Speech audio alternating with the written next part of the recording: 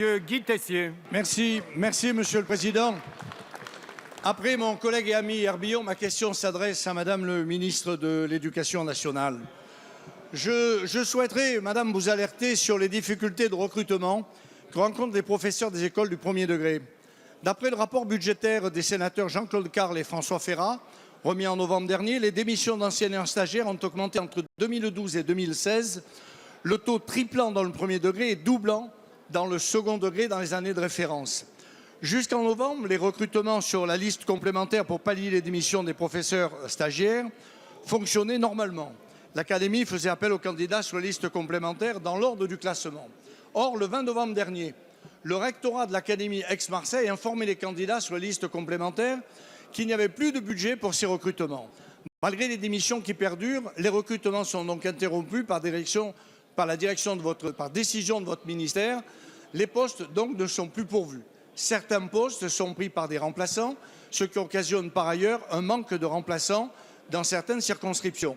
Cette situation va donc engendrer de grosses difficultés au niveau des affectations à la rentrée prochaine, puisqu'il manquera des professeurs des écoles. Cette situation a pu nous interroger sur les raisons qui conduisent autant de stagiaires à démissionner. Faut-il y voir notamment des lacunes dans la formation initiale ou des difficultés tout simplement à enseigner dans certaines zones?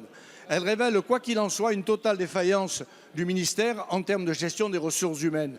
J'aimerais donc savoir quand prendrez-vous des mesures pour débloquer la situation afin qu'un enseignement de qualité puisse continuer à être assuré dans l'Académie d'Aix-Marseille, afin que tous les élèves puissent avoir un enseignement et que les candidats inscrits sur les listes complémentaires qui n'ont pas démérité puissent être recrutés comme la situation l'exige.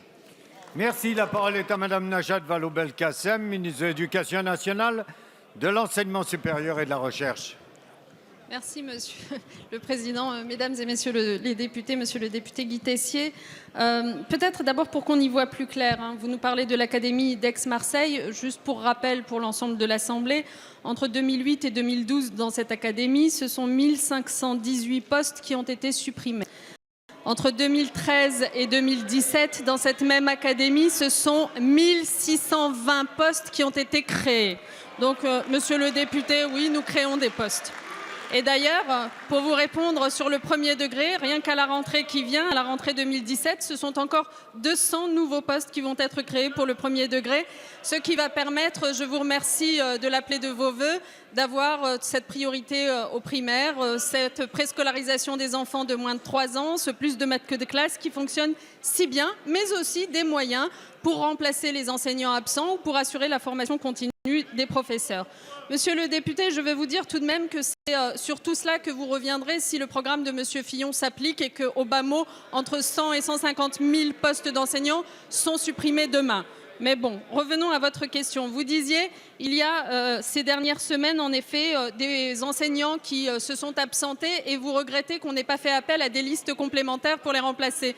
Parce que la règle est simple, dans ces cas-là, on fait appel à des postes contractuels, monsieur le député, pour une raison simple, c'est que ceux qui sont sur liste complémentaire, eh bien, ils n'ont pas suivi la formation initiale que nous avons prévue désormais pour tous nos enseignants.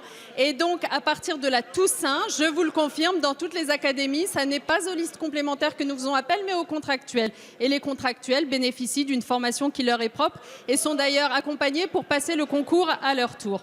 Bref, monsieur le député, nous accordons sur un point, une fois n'est pas coutume, c'est que dans votre académie comme ailleurs, les besoins existent et que pour cela, il faut continuer à créer des postes. Merci madame. La parole est à monsieur Jean-Luc Laurent.